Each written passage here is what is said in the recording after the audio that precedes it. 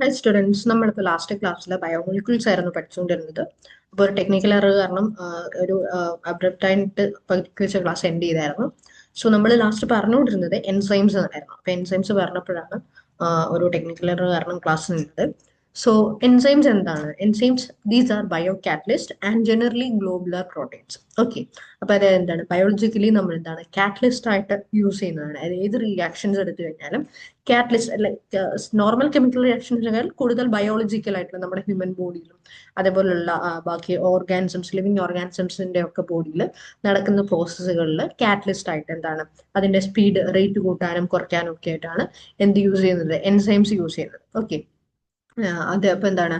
അതുപോലെ generally ഇവരെന്താണ് globular proteins ആണ്. ഇപ്പൊ പ്രോട്ടീൻസ് തന്നെ നമ്മൾ ഫൈബ്രസ്, ഗ്ലോബുലർ അങ്ങനെ പല ടൈപ്പ് ഉണ്ടല്ലോ.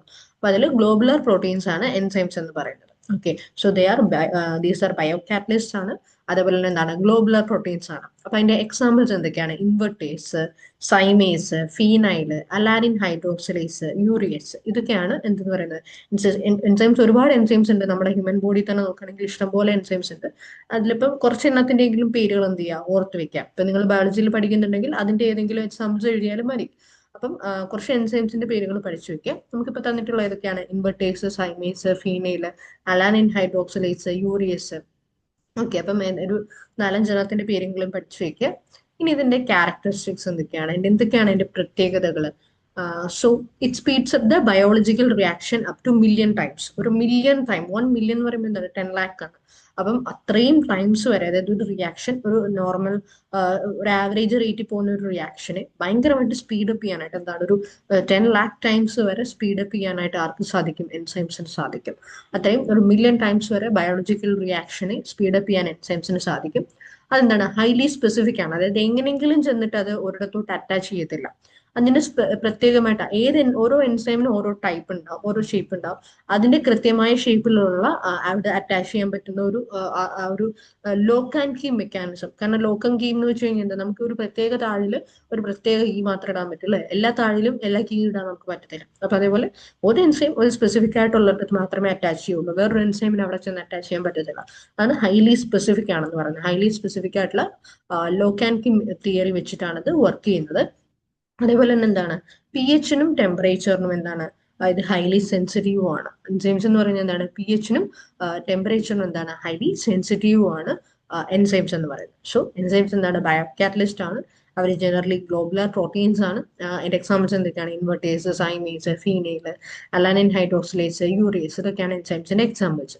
എന്തൊക്കെയാണ് അതിന്റെ main characteristics? It speeds up the biological reaction up to million times. ഒരു 1 മില്യൺ ടൈം വരെ, അത്രയും ടൈംസ് വരെ എന്താണ് എൻസൈംസിന് ഒരു ബയോളജിക്കൽ റിയാക്ഷനെ സ്പീഡപ്പ് ചെയ്യാൻ കഴിയും. അതേപോലെ എന്താണ്? അത് ലോക്ക് ആൻഡ് കീ തിയറി വഴിയാണ് വർക്ക് ചെയ്യുന്നത്. അതുകൊണ്ട് എന്താണ്? അത് ഹൈലി സ്പെസിഫിക് ആണ്. ഓക്കെ, അതായത് ചിലത് എന്തൊക്കെയാണ്? ഇപ്പം നമുക്കിപ്പം ഹോർമോൺസ് ഒക്കെ ആണെങ്കിൽ അത് ഇത്ര സ്പെസിഫിക് അല്ല എന്ന് പറയാം. പക്ഷെ എൻസൈംസ് എന്നൊക്കെ പറയുന്നതാണ് എക്സാക്ട്ലി സ്പെസിഫിക് ആയിട്ട് മാത്രമേ വർക്ക് ചെയ്യുള്ളൂ. അതേപോലെ എന്താണ്? പി എച്ചും ടെമ്പറേച്ചറിനും ഇത് ഹൈലി സെൻസിറ്റീവ്. പി എച്ചിനും ടെമ്പറേച്ചറും അനുസരിച്ച് എന്താണ് ഇതിന്റെ പ്രോപ്പർട്ടീസിൽ വ്യത്യാസം വരും. സോ നെക്സ്റ്റ് എൻസൈംസ് എന്നൊരു ടൈറ്റിൽ കൊടുത്തിട്ട് എഴുതിയിരിക്കുന്നതും എന്ത് തന്നെയാണ്? ഈ മുകളിലത്തെ തന്നെ റിപ്പീറ്റ് ചെയ്തിരിക്കുകയാണ്. അത് മിസ്റ്റേക്ക് പറ്റിയതാണ്, പ്രിന്റിംഗ് മിസ്റ്റേക്ക് ആണ്. സോ നെക്സ്റ്റ് എന്താണ്? വൈറ്റമിൻസ് ആണ്.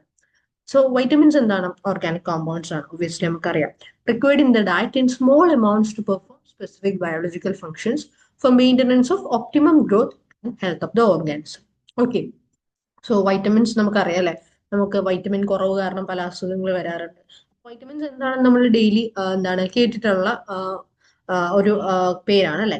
സോ അവരെന്താണ്? ഓർഗാനിക് കോമ്പൗണ്ട്സ് ആണ്. നമ്മുടെ ഫുഡിൽ നമ്മൾ കഴിക്കുന്ന ഡയറ്റ് വഴിയാണ് നമുക്ക് ശരീരത്തിലേക്ക് ആവശ്യമായ വൈറ്റമിൻസ് കിട്ടുന്നത്. Okay, major major portion of വൈറ്റമിൻസും നമ്മൾ കഴിക്കുന്ന ഡയറ്റ് വഴി, അല്ലെങ്കിൽ നമ്മുടെ ആ ഒരു ഡയറ്റ് വഴിയാണ്. അതായത് നമ്മൾ കഴിക്കുന്ന ഫുഡിനകത്തുള്ള ന്യൂട്രിയൻസിനകത്ത് നോക്കിയാണ് വൈറ്റമിൻസ് കിട്ടുന്നത്. സോ ഓരോ വൈറ്റമിനും എന്താണ്? ഓരോ പ്രത്യേകം ഫങ്ഷൻസ് ഉണ്ട്. ഹൈ ടു പെർഫോം എന്താണ്? ഒരു സ്പെസിഫിക് ബയോളജിക്കൽ ഫങ്ഷൻ ഉണ്ട്. ഓക്കെ, ഇപ്പം നമുക്ക് വൈറ്റമിൻ കെ അറിയാം, എ അറിയാം, ഇ അറിയാം അല്ലെ? ഓരോന്നിനും എന്താണ്? ഓരോന്നിന്റെ കുറവ് കാരണം ഓരോ അസുഖങ്ങൾ വരും, ഓരോ ഡെഫിഷ്യൻസീസ് ഉണ്ടാവും അല്ലെ? അപ്പം നമ്മുടെ ശരീരത്തിൽ, നമ്മുടെ എന്ന് മാത്രമല്ല ഏതൊരു ഓർഗാനിസത്തിന്റെയും എന്താണ് ഒപ്റ്റിമം ഗ്രോത്ത് എന്ന് വെച്ചാൽ ഒരു നോർമൽ ആയിട്ടുള്ള ഒരു ഗ്രോത്തും അതേപോലെ തന്നെ എന്താണ് ഹെൽത്തും ഒക്കെ മെയിൻറ്റെയിൻ ചെയ്യാനായിട്ട് എന്തിന്റെ ആവശ്യമുണ്ട്? വൈറ്റമിൻസ് ആവശ്യമുണ്ട്. പക്ഷെ ഇതെന്താണ് സ്മോൾ എമൗണ്ട്സ് എന്ന് പ്രത്യേകം പറഞ്ഞിട്ടുണ്ടല്ലേ. എന്താണ് ഇത് വളരെ കുറവ് അളവിൽ മതിയായിരിക്കും നമ്മുടെ ശരീരത്തിൽ.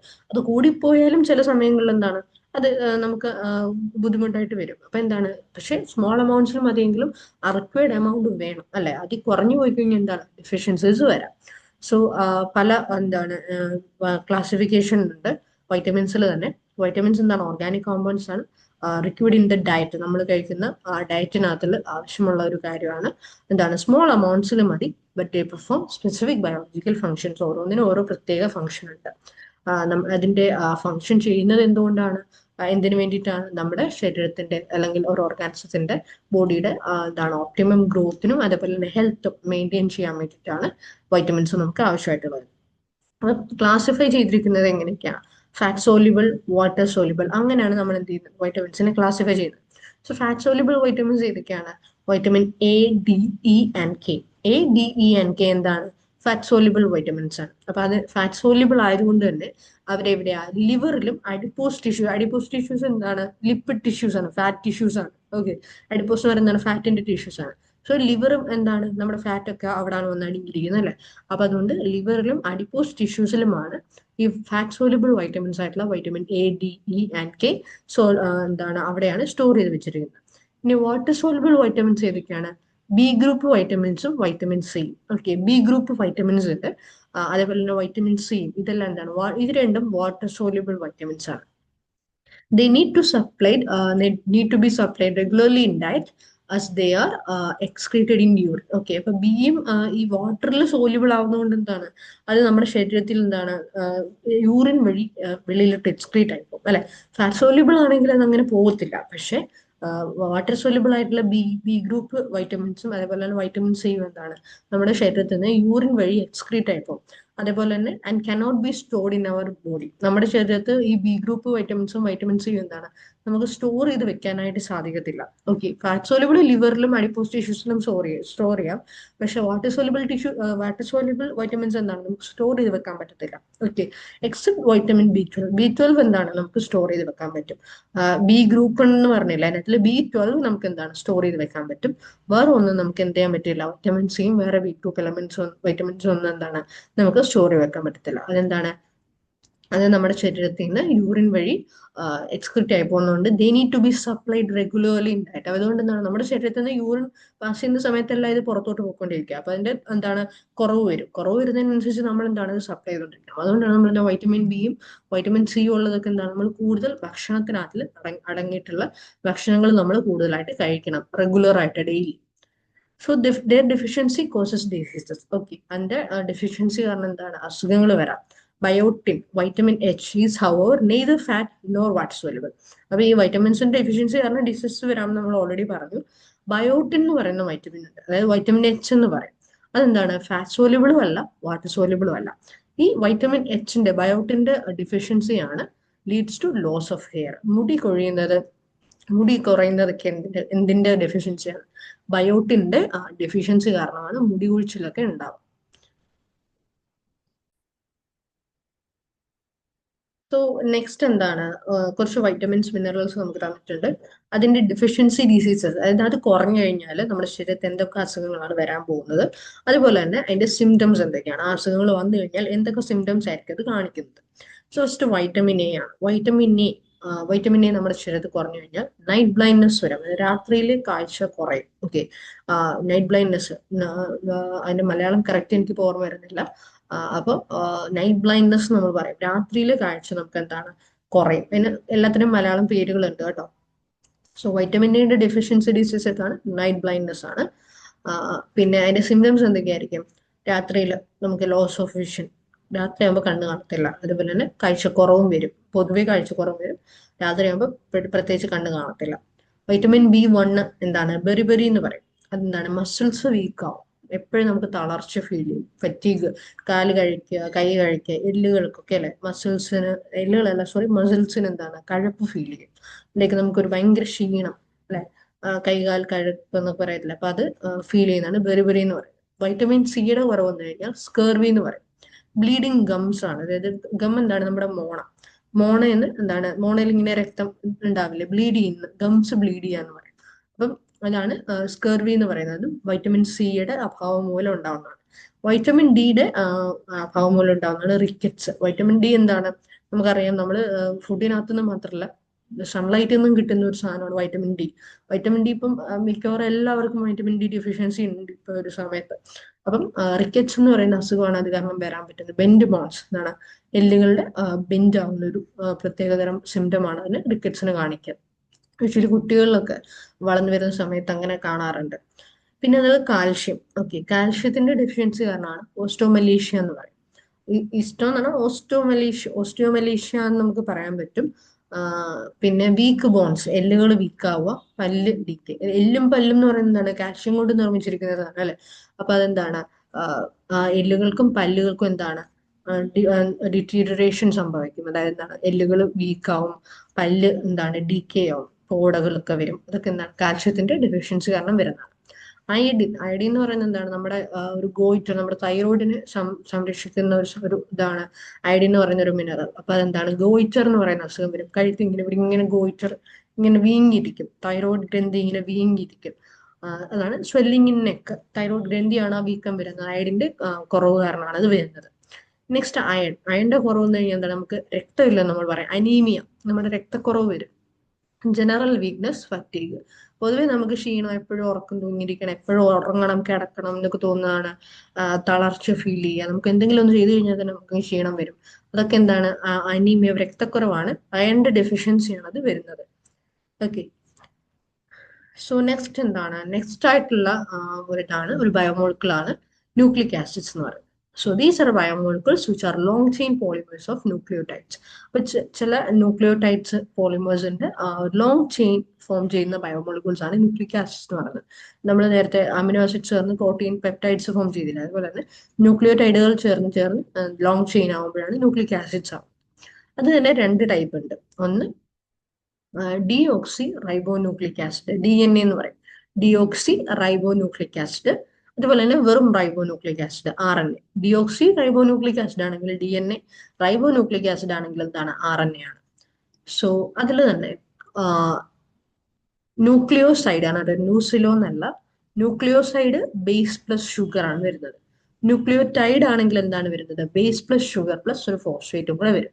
Okay, so nucleoside versus nucleotide നോക്കിക്കഴിഞ്ഞാൽ അറിയാം, ഒരു ഷുഗറും ഉണ്ട്, അതിലേക്ക് ഒരു ബേസ്, നൈട്രജൻ ബേസും ഉണ്ട്. അതാണ് ന്യൂക്ലിയോസൈഡ് എന്ന് പറയുന്നത്. ന്യൂക്ലിയോടൈഡ് വരുമ്പോഴും ഷുഗർ ഉണ്ട്, അതിൽ ഗ്രീൻ കളറിൽ നൈട്രജൻ ബേസ് കാണിച്ചിട്ടുണ്ട്, പിന്നെ ഒരു ഫോസ്ഫേറ്റ്, ഒരു ഓറഞ്ച് കളറിൽ ഒരു റൗണ്ട് ഇത് കാണിച്ചിട്ടുണ്ട്, അതെന്താണ്, ഒരു ഫോസ്ഫേറ്റ്. അപ്പൊ അതും കൂടെ ചേരുമ്പോഴാണ് ന്യൂക്ലിയോസൈഡ് പ്ലസ് ഈ base plus sugar plus phosphate എന്നുള്ളതിനെ നമുക്ക് എങ്ങനെ എഴുതാം, ന്യൂക്ലിയോസൈഡ് പ്ലസ് ഫോസ്ഫേറ്റ് ആണ് ന്യൂക്ലിയോടൈഡ്. ഓക്കെ, സോ ന്യൂക്ലിയോസൈഡ് എന്താണ്, നൈട്രജൻ ബേസ് ഉണ്ട്, ഒരു ഹെട്രോസൈക്ലിക് അരോമാറ്റിക് റിംഗ് ആണ് അല്ലെ. ഒരു നമുക്ക് ആ ഷേപ്പ് നോക്കി കഴിഞ്ഞാൽ ഒരു അരോമാറ്റിക് റിംഗ് ആണ് നൈട്രജൻ ബേസ് എന്ന് പറയുന്നത്. അതേപോലെ തന്നെ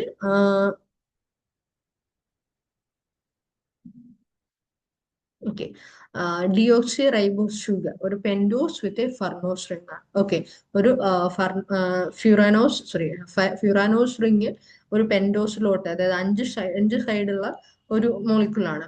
ഷുഗറിന്റെ നീല നോക്കിക്കഴിഞ്ഞാൽ 5 സൈഡ് ഉണ്ട്, അതിലേക്ക് ഒരു റിംഗും കൊടുത്തിട്ടുണ്ട് അല്ലെ, ഒരു കുഞ്ഞു റിംഗ് പോലത്തെ അത് ഫ്യൂറാനോസ് റിംഗ് ആണ്. അപ്പൊ ആ പെൻഡോസ് വിത്ത് ഫ്യൂറാനോസ് റിംഗ് ആണ് ഡിയോക്സി റൈബോസ് ഷുഗർ എന്ന് പറയുന്നത്. ഓക്കെ, ഷുഗറും അതിലേക്ക് എന്താണ് ഒരു നൈട്രജൻ ബേസ്, അതൊരു ഹെട്രോസൈക്ലിക് അരോമാറ്റിക് റിംഗും ആണ്. ന്യൂക്ലിയോടൈഡിൽ വരുമ്പോഴോ നൈട്രജൻ ബേസ് ഉണ്ട്, പറഞ്ഞ പോലെ തന്നെ ഒരു ഹെട്രോസൈക്ലിക് അരോമാറ്റിക് റിംഗ് ഉണ്ട്, ഷുഗർ ഉണ്ട്, ഡിയോക്സി റൈബോസ് ഷുഗർ, ഒരു പെൻഡോസ് വിത്ത് ഫ്യൂറാനോസ് റിംഗ്, പിന്നെന്താണ് ഒന്നോ അതിലധികമോ ഫോസ്ഫേറ്റിക് ഗ്രൂപ്പ്സ്, ആ ഷുഗറിനോട് അറ്റാച്ച് ചെയ്തിരിക്കുന്ന ഒന്നോ അതിലധികമോ ഫോസ്ഫേറ്റിക് ഗ്രൂപ്പ്സും വരാം. അതാണ് ന്യൂക്ലിയോടൈഡ് എന്ന് പറയുന്നത്. സോ DNA-യും RNA-യും തമ്മിലുള്ള ഒരു ടേബിൾ തന്നിട്ടുണ്ട്, ഒരു ഡിഫറൻസ് ടേബിൾ തന്നിട്ടുണ്ട്. അപ്പൊ അത് നമുക്കൊന്ന് കമ്പയർ ചെയ്ത് നോക്കാം. ഇപ്പൊ DNA-യിലെ ആസിഡ് നെയിം എന്താണ്, ഡിയോക്സി റൈബോ ന്യൂക്ലിക് എന്നാണ്. ഡിയോക്സി റൈബോ ന്യൂക്ലിക് ആസിഡ് ആണ് DNA-യിലെ ആസിഡ്.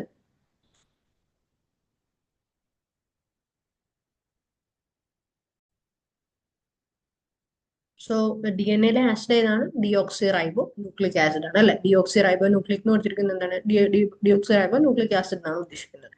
RNA ഏതാണ്, റൈബോ ന്യൂക്ലിക് ആസിഡ് ആണ്. അതിന് സ്റ്റെബിലിറ്റി എങ്ങനെയാണ്, DNA എന്ന് പറയുന്നത് വളരെ സ്റ്റേബിൾ ആണ്, വെരി സ്റ്റേബിൾ ആണ്, ലോങ് ലൈഫും ഉണ്ട്. പക്ഷെ RNA എന്താണ്, ഷോർട്ട് ലൈഫ് ആണ്, അതുകൊണ്ട് എന്താണ് ലെസ് സ്റ്റേബിൾ ആണ് അതിന്. പിന്നെ എവിടൊക്കെയാണ് കാണപ്പെടുന്നത്, ഡി എൻ എ എവിടെയൊക്കെ കാണപ്പെടും? ന്യൂക്ലിയസിൽ കാണപ്പെടും. സെൽസിനകത്തുള്ള ന്യൂക്ലിയസിനകത്തുള്ള ഡി എൻ എ ഉണ്ടാവും. മൈറ്റോകോൺട്രിയ മോസ്റ്റ്ലി യു കാരിയോട്സ്, പ്രൊകാരിയോട്സ് അല്ല, യു കാരിയോട്സ്, സിംഗിൾ സെൽഡ് അല്ലാത്ത രണ്ടിൽ കൂടുതൽ സെൽസ് ഉള്ള യു കാരിയോട്സ്. അതേപോലെ തന്നെ പ്ലാസ്റ്റിഡ്സ് ഇവിടെ കാണപ്പെടുന്നത് പ്ലാന്റിന്റെ സെൽസിലാണ്. അവിടെയൊക്കെയാണ് ന്യൂക്ലിയസ്, മൈറ്റോകോൺട്രിയ, പ്ലാസ്റ്റിഡ്സ്, ഇവിടെയൊക്കെയാണ് എന്ത് കാണുന്നത്? ഡി എൻ എ കാണുന്നത്. ആറിനെ എവിടെയൊക്കെ കാണും? ന്യൂക്ലിയസിലും കാണും, സൈറ്റോസോൾസിലും കാണും. ന്യൂക്ലിയസിലും കാണും, അതേപോലെ തന്നെ സൈറ്റോസോൾസിലുമാണ് ആർ എൻ എ കാണപ്പെടുന്നത്. ഡി എൻ എയുടെ ഫംഗ്ഷൻ എന്താണ്? സ്റ്റാറ്റിക് ആണ്. Okay, digital genetic data storage. Okay, digital genetic data storage ആണ് നമ്മുടെ ജനറ്റിക് ആയിട്ടുള്ള, പാരമ്പര്യമായിട്ട് നമുക്ക് ഹെറിഡിറ്ററി ആയിട്ട് നമ്മുടെ അടുത്ത തലമുറയിലേക്ക് പാസ് ചെയ്യുന്നത് ഡി എൻ എ വഴിയാണ്. നമ്മൾ ഡി എൻ എയിൽ എന്താണ് സ്റ്റോർ ചെയ്തിരിക്കുന്നത്, ആ ഒരു ക്യാരക്ടേഴ്സ് ആണ് നമ്മൾ അടുത്ത ജനറേഷനിലോട്ട് നമ്മൾ പാസ് ചെയ്യുന്നത്. സോ അതുകൊണ്ട് എന്താണ്? സ്റ്റാറ്റിക് ആണ്, ഡിജിറ്റൽ ജനറ്റിക് ഡേറ്റ സ്റ്റോറേജ് ആണ്. ആർ എൻ എ എന്താണ്? ഡൈനാമിക് ആണ്. ഓക്കെ, സ്റ്റാറ്റിക് അല്ല, ഡൈനാമിക് ആണ്. അതിന് പല ഫങ്ഷൻസ് ഉണ്ടാവും. മെനി വേരിയഡ് ഫങ്ഷൻസ് ആണ് ആർ എൻ എ ചെയ്യുന്നത്.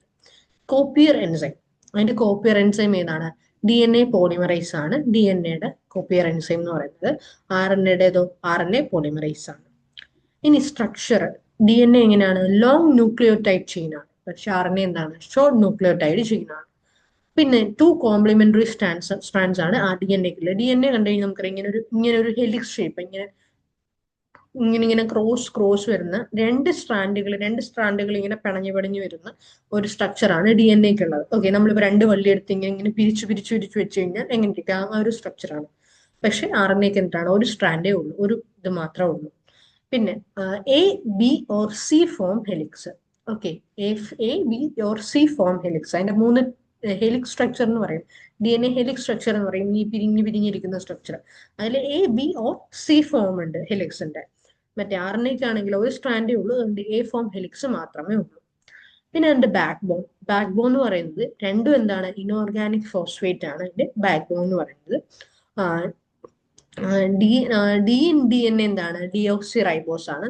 ആർ എൻ എ എന്താണ്? റൈബോസ്. ഓക്കെ, ലൈക്ക് ആ ഒരു ബാക്ക് ബോൺ എന്ന് പറയുന്നത് എന്താണ്? ഡിയോക്സി റൈബോസ് ആണ്. അത് ഡി എൻ എയിൽ ഡി ആണ് റെപ്രസെന്റ് ചെയ്യുന്നത്.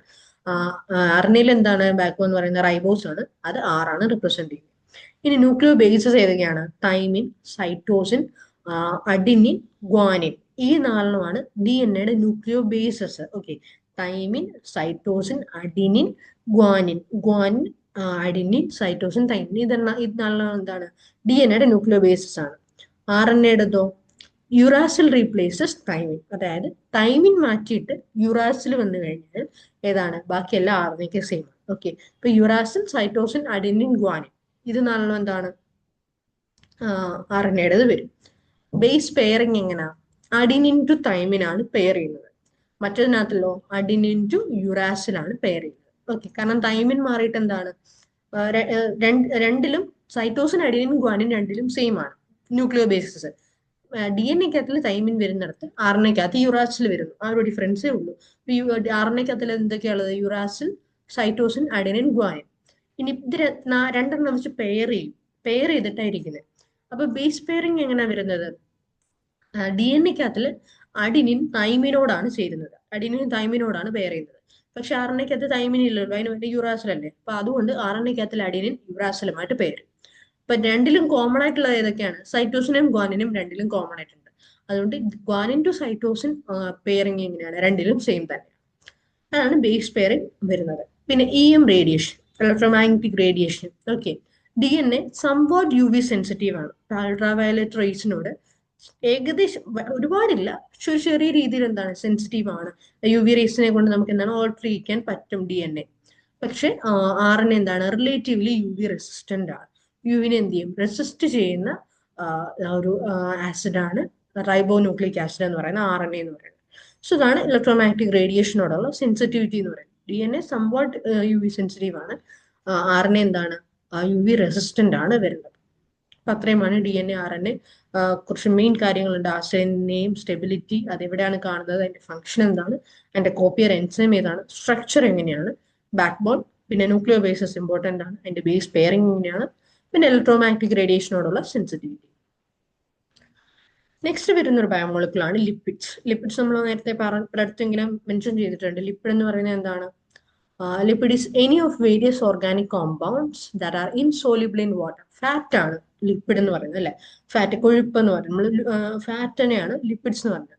സോ അതുകൊണ്ട് തന്നെ എന്താണ്, അവർ വാട്ടറിൽ ഇൻസോലിബിൾ ആണ്, വെള്ളത്തിൽ എന്ത് ചെയ്യാൻ പറ്റില്ല, നമുക്ക് ലയിപ്പിക്കാൻ കഴിയില്ല. So lipid is any of various organic compounds that are insoluble in water. അതിനകത്തിൽ ഫാറ്റ് വരും, വാക്സസ് വരും, ഓയിൽസ് വരും, ഹോർമോൺസ് വരും. ഇതെല്ലാം എന്താണ്, വെള്ളത്തിൽ ലയിക്കാൻ പറ്റില്ല. ഇതിനെല്ലാം കൂടെ ചേർന്നിട്ടാണ് നമ്മൾ എന്ന് പറയുന്നത് ലിപ്പിഡ് എന്ന് പറയുന്നത്.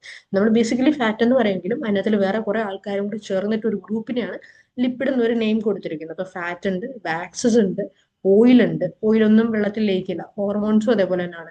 അതേപോലെ തന്നെ certain components of membranes. Okay, ചില മെംബ്രെയിനുകളുടെ components and function as energy storage molecules and chemical messengers. അപ്പം ഫാറ്റ്, വാക്സ്, ഓയിൽസ്, ഹോർമോൺസ്, പിന്നെ ചില മെംബ്രെയിൻസിന്റെ കമ്പോണൻസ്, ഇതൊക്കെ ലിപ്പിഡ്സിന്റെ ഗ്രൂപ്പിൽ വരുന്നതാണ്. പിന്നെ അവരുടെ ഫംഗ്ഷൻ എന്താണ്, അവർ എനർജി സ്റ്റോറേജ് മോളിക്യൂൾസ് ആയിട്ടാണ് ഫംഗ്ഷൻ ചെയ്യുന്നത്. നമ്മുടെ ലിവറിലും അവിടെ ഇവിടെയൊക്കെ ആയിട്ട് എന്താണ് ഫാറ്റ് എന്താണ് എന്താണ് അവിടെ സ്റ്റോർ ചെയ്ത് വെച്ചിട്ടുണ്ട്. അത് നമ്മൾ ആവശ്യമുള്ളപ്പോൾ എന്താണ് ബേൺ ചെയ്തിട്ട് നമുക്ക് എനർജി ആയിട്ട് തരും. അപ്പം എനർജി സ്റ്റോറേജ് മോളിക്യൂൾസ് ആയിട്ടാണ് അവർ ആക്ട് ചെയ്യുന്നത്. അതുപോലെ തന്നെ കെമിക്കൽ മെസ്സഞ്ചേഴ്സ് ആയിട്ടും ഈ ലിപ്പിഡ്സ് ആക്ട് ചെയ്യാറുണ്ട്. ഇനി അതിന്റെ കുറച്ച് ക്ലാസിഫിക്കേഷൻ ഉണ്ട് ലിപ്പിഡ്സിന്റെ. സിമ്പിൾ ലിപ്പിഡ്സ്, കോമ്പൗണ്ട് ലിപ്പിഡ്സ്, അതേപോലെ തന്നെ ഡിറൈവ്ഡ് ലിപ്പിഡ്സ്.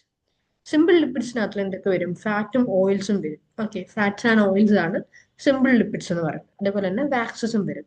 ഫാറ്റ്സിലും ഓയിൽസിലും തന്നെ എന്തുണ്ട്, സിമ്പിളും മിക്സഡും ഉണ്ട്. ഓക്കെ, ഇനി കോമ്പൗണ്ട് ലിപ്പിഡ്സിനകത്ത് എന്തൊക്കെയാണ് വരുന്നത്, ഫോസ്ഫോ ലിപ്പിഡ്സ് വരും, ഗ്ലൈക്കോ ലിപ്പിഡ്സ് വരും, സൾഫോ ലിപ്പിഡ്സ് വരും. ഫോസ്ഫോ ലിപ്പിഡ്സ് തന്നെ ലെസത്തിൻ, സെഫാലിൻ, പ്ലാസ്മാലോജൻ, അതേപോലെ തന്നെ എന്താണ് സ്ഫിങ്കോമൈലിൻ. ഈ നാലെണ്ണമാണ് ഫോസ്ഫോലിപ്പിഡ്സ് എന്ന് പറയുന്നത്. ലിസത്തിൻ, സെഫാലിൻ, പ്ലാസ്മാലോജൻ, അതേപോലെ തന്നെ സ്ഫിങ്കോമൈലിൻ. അപ്പം ഈ സ്ഫിങ്കോമൈലിൻ എന്നാണ് കേട്ടോ. അപ്പൊ ഈ നാലെണ്ണമാണ് ഫോസ്ഫോലിപ്പിഡ്സ്. ഇനി ഗ്ലൈക്കോലിപ്പിഡ്സ് ഉണ്ട്, സെറിബ്രോസൈറ്റ്സ് ഉണ്ട്, അതേപോലെ തന്നെ എന്താണ് ഗാംഗ്ലിയോസൈറ്റ്സും ഉണ്ട്. സെറിബ്രോസൈറ്റ്സും ഉണ്ട്, അതേപോലെ തന്നെ എന്താണ് ഗാംഗ്ലിയോസൈറ്റ്സും ഉണ്ട്. ഓക്കെ, ഗാംഗ്ലിയ, സെറിബ്രം ഇതൊക്കെ എവിടെയാണ് യൂഷ്വലി കാണുന്നത്, നമ്മുടെ ബ്രെയിനിലായിട്ടാണ് കാണുന്നത്. സോ സെറിബ്രോസൈറ്റ്സ്, അതേപോലെ തന്നെ ഗാംഗ്ലിയോസൈറ്റ്സ്. ന്യൂറൽ നെർവസ് സിസ്റ്റം ആണ് ഗാംഗ്ലിയയുടെ ഒക്കെ ഒരു പൊസിഷൻ. ഗാംഗ്ലിയ ഒക്കെ എവിടെ കാണപ്പെടുന്നത്, നെർവസ് സിസ്റ്റം അതിലാണ് കാണപ്പെടുന്നത്. അപ്പം ഗ്ലൈക്കോലിപ്പിഡ്സ് അത് രണ്ടെണ്ണമാണ്, സെറിബ്രോസൈറ്റ്സ് ആണ്, ഗാംഗ്ലിയോസൈറ്റ്സ്. പിന്നുള്ളതെന്ന് പറയുന്നതാണ് ഒരു സൾഫോലിപ്പിഡ്സും. ആ മൂന്നെണ്ണമാണ് കോമ്പൗണ്ട് ലിപ്പിഡ്സിനകത്ത് വരുന്നത്. സിമ്പിൾ ലിപ്പിഡ്സിനകത്തിൽ ഏതാണ്, ഫാറ്റ്സും ഓയിൽസും ആണ്. അതിൽ തന്നെ സിമ്പിൾ മിക്സഡും, സിമ്പിൾ ഫാറ്റ്സ് ആൻഡ് ഓയിൽസും ഉണ്ട്, മിക്സഡ് ഫാറ്റ്സ് ആൻഡ് ഓയിൽസും ഉണ്ട്. പിന്നെ വാക്സസ് വരും. ഫോസ്ഫോലിപ്പിഡ്സിനകത്തിലും നാലെണ്ണം ഉണ്ട്, ലിസത്തിൻ, സെഫാലിൻ, പ്ലാസ്മാലോജൻ, സ്വിങ്കോമൈലിൻ. പിന്നെ ഗ്ലൈക്കോലിപ്പിഡ്സിനകത്തിൽ എന്തൊക്കെ വരും, സെറിബ്രോസൈറ്റ്സും ഉണ്ട്, ഗാംഗ്ലിയോസൈറ്റ്സും ഉണ്ട്. പിന്നുള്ളത് സൾഫോലിപ്പിഡ്സ് ആണ്.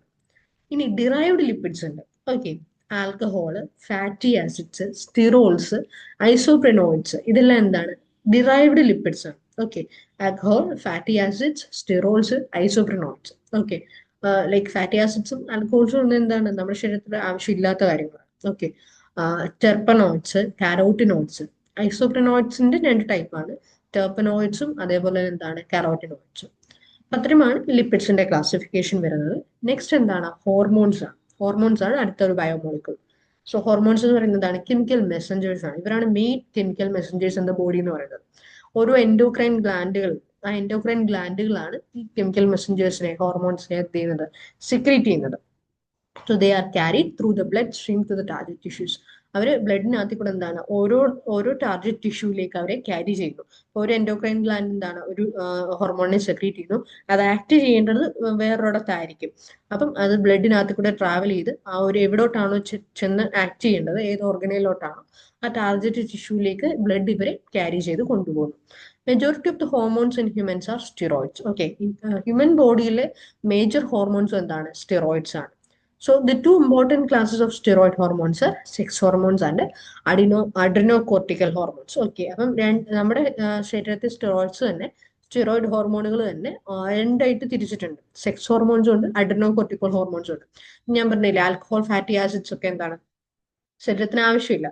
പക്ഷെ സ്റ്റിറോൾസ് അതേപോലെ തന്നെ ഐസോപ്രിനോയിഡ്സ് ഒക്കെ എന്തുണ്ട്, അതേപോലെ തന്നെ വരുന്ന പല ഹോർമോൺസിന്റെ പല ടൈപ്പിലുള്ളതാണ് സ്റ്റിറോയിഡ്സ് എന്ന് പറയുന്നത്. നമ്മൾ സ്റ്റിറോയിഡ്സ് കുത്തിവെക്കുക എന്നൊക്കെ പറയില്ലേ, അപ്പൊ എന്താണ് അതിന്റെ കുറവ് കൊണ്ട് മാത്രമല്ല, അത് ചെയ്യുന്ന ഫംഗ്ഷൻ കൂട്ടാൻ വേണ്ടിയിട്ട് എന്താണ് നമ്മൾ നോർമലി ഇപ്പം അഡ്രിനാലിനൊക്കെ എന്താണ് നമ്മുടെ ആ ഒരു പെട്ടെന്നുള്ള റിയാക്ഷൻ ഒക്കെ ഹെൽപ്പ് ചെയ്യും അല്ലെ.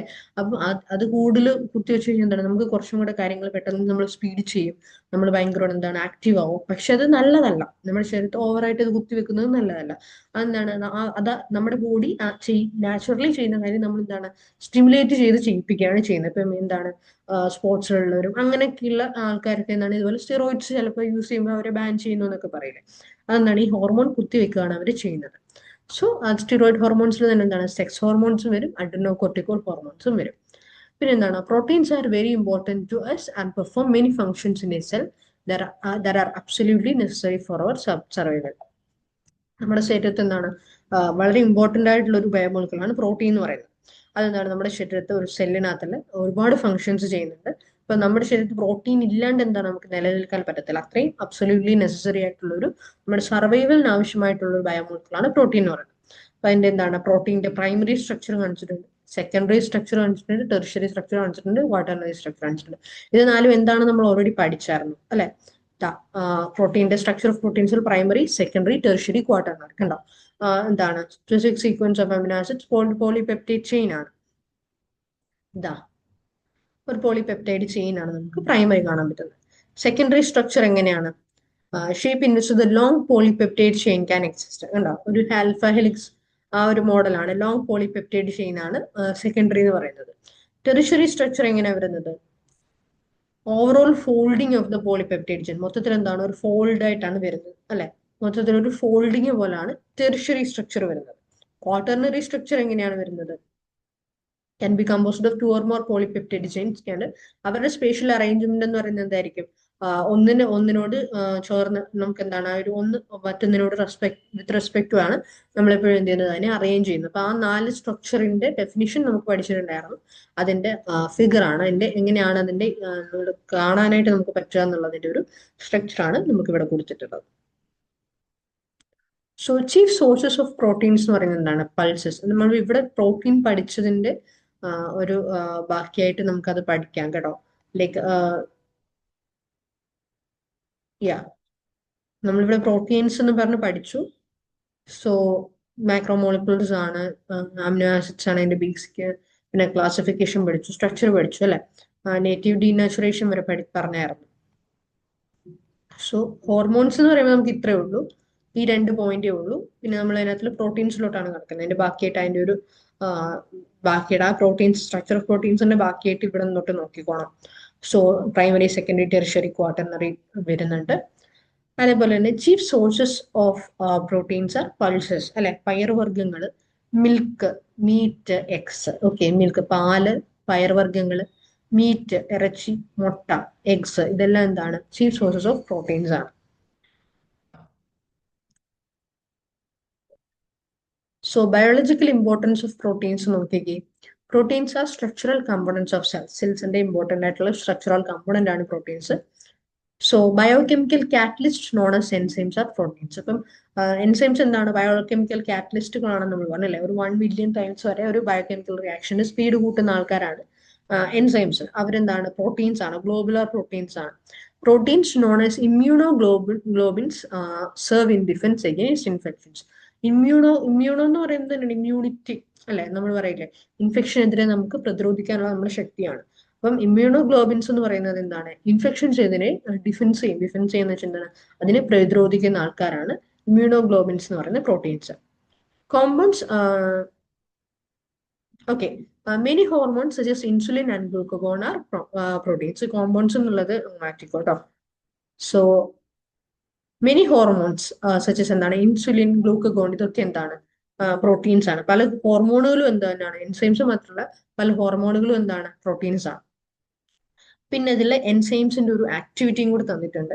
നമ്മൾ എങ്ങനെയാണ് ഒരു മെക്കാനിസം, എൻസൈം ആക്ടിവിറ്റിയുടെ മെക്കാനിസം എങ്ങനെയാണെന്നാണ്. സോ എൻസൈം ബയോകാറ്റലിസ്റ്റ് ആണെന്ന് പറഞ്ഞു. അതെന്താണ്? റിയാക്ഷൻസിനെ സ്പീഡപ്പ് ചെയ്യും അല്ലെ, ബയോസിസ്റ്റംസിനെ സ്പീഡപ്പ് ചെയ്യും. കെമിക്കലി എല്ലാ എൻസൈംസും എന്ത് തന്നെയാണ്? പ്രോട്ടീൻസ് ആണ്. എല്ലാ എൻസൈംസും കെമിക്കലി പ്രോട്ടീൻസ് തന്നെയാണ്, ഗ്ലോബുലാർ പ്രോട്ടീൻസ് ആണ് നമ്മൾ പറഞ്ഞു അല്ലെ. ദേ ആർ വെരി സ്പെസിഫിക് അല്ലെ, ഹൈലി സ്പെസിഫിക് ആണ് and selective in their action substrate. ഒരു എൻസൈം വന്നൊരു സബ്സ്ട്രേറ്റിലോട്ട് ചേരണം എന്നുണ്ടെങ്കിലാണ് അത് ഭയങ്കര സെലക്റ്റീവ് ആയിരിക്കും. അതായത് ഒരെണ്ണം ഒരു പ്രത്യേക തരത്തിൽ മാത്രം, പ്രത്യേകതരം ഒരു എൻസൈം ഒരു പ്രത്യേകതരം സബ്സ്ട്രേറ്റിൽ മാത്രമേ ചെന്ന് ജോയിൻ ചെയ്യുള്ളൂ. അപ്പൊ അതാണ് ഒരു എൻസൈം ആക്ടിവിറ്റി ഉണ്ടാവുന്നത്. ഒരു സബ്സ്ട്രേറ്റ് എങ്ങനെയാണോ ഇരിക്കുന്നത്, ആ ഒരു സബ്സ്ട്രേറ്റ് എന്ന് പറയുന്ന ഇത് കാണിച്ചിട്ടുണ്ട്, എൻസൈമും കാണിച്ചിട്ടുണ്ട്. സബ്സ്ട്രേറ്റ് കറക്റ്റ് വന്ന് അതിനകത്ത് വന്ന് ലോക്ക് ആവണം അല്ലെ? അങ്ങനെ തന്നെ ഇരിക്കുന്ന ഒരു ഷേപ്പിലായിരിക്കും സബ്സ്ട്രേറ്റും എൻസൈമും വന്ന് ചേർന്ന് കറക്റ്റ് ലോക്ക് ആവാൻ പറ്റുന്ന ടൈപ്പ് ഒരു ഷേപ്പിലായിരിക്കും അവർ രണ്ടുപേരും ഉണ്ടാവും. അപ്പൊ വന്ന് ചേർന്ന് കഴിഞ്ഞാൽ എന്താണ്, ഈ എൻസൈം സബ്സ്ട്രേറ്റ് ഒരു കോംപ്ലക്സ് ഫോം ചെയ്യും. എന്നിട്ട് എന്താണ്, ആ എൻസൈമിനകത്ത് നമുക്ക് പ്രോഡക്ട്സ് കിട്ടും. അപ്പൊ അതാണ് ഒരു lock and key arrangement of enzyme action എന്ന് പറയുന്നത്. അപ്പൊ ഇത്രയും കാര്യങ്ങളാണ് നമുക്ക് ഈ ഒരു ചാപ്റ്ററിനകത്ത് പഠിക്കാനായിട്ടുള്ളത്. ആക്ച്വലി ഒരു കുറച്ച് വലിയ ചാപ്റ്ററാണ്. ബയോമോളിക്യൂൾസ് കുറെ കാര്യങ്ങളുണ്ട്. ബയോമോളിക്യൂൾസിൽ പലതരം ബയോമോളിക്യൂൾസ് ഉണ്ടല്ലോ. സോ നമ്മുടെ ശരീരത്തിലെല്ലാം, നമ്മുടെ എല്ലാ ഓർഗാനിസംസിന്റെയും ശരീരത്തിൽ എന്താണ്, ബയോമോളിക്യൂൾസ് അടങ്ങിയിട്ടുണ്ട്. അവരാണ് ഓർഗനലുകൾ നിർമ്മിക്കുന്നത്. ആ ഓർഗനലുകളിൽ ചേർന്നാണ് ഒരു സെൽ ഉണ്ടാവും. ആ സെൽസ് ചേർന്ന് ടിഷ്യൂസ് ഉണ്ടാവുന്നു, ടിഷ്യൂസ് ചേർന്ന് ഓർഗൻസ് ഉണ്ടാവുന്നു, ഓർഗൻസ് ചേർന്ന് ലിവിങ് ഓർഗാനിസംസ് ഉണ്ടാകും. നമ്മൾ ഏറ്റവും ബേസിക് ആയിട്ട് പഠിച്ച സെല്ലാണ്. സെല്ലിനകത്ത് ഓർഗനൽസ് ഉണ്ടെന്ന് നമ്മൾ വിളിച്ചു. ആ ഓർഗനൽസ് എന്തുകൊണ്ടാണ് നിർമ്മിച്ചിട്ടുള്ളത്? ബയോമോളിക്യൂൾസ് കൊണ്ടാണ് നിർമ്മിച്ചിട്ടുള്ളത്. പിന്നെ കാർബോഹൈഡ്രേറ്റ്സ് ആണ് നമ്മൾ ഫസ്റ്റ് പഠിച്ചത്. പിന്നെന്താണ്, നെക്സ്റ്റ് നമ്മൾ പ്രോട്ടീൻസ് പഠിച്ചു. കാർബോഹൈഡ്രേറ്റ്സ് തന്നെ എന്താണ്, നമ്മൾ പല പല ടൈപ്സ് പഠിച്ചിട്ടുണ്ടായിരുന്നു. പ്രോട്ടീൻസ് പഠിച്ചു, നമ്മൾ എൻസൈംസ് പഠിച്ചു, വൈറ്റമിൻസ് പഠിച്ചു, ന്യൂക്ലിക് ആസിഡ്സ് പഠിച്ചു, ലിപ്പിഡ്സ് പഠിച്ചു, ഹോർമോൺസ് പഠിച്ചു. അപ്പൊ ഇത്രയും കാര്യങ്ങളാണ് നമുക്ക് ബയോമോളിക്യൂൾസ് എന്ന് പറയുന്ന ചാപ്റ്ററിനകത്തുള്ളത്. Thank you.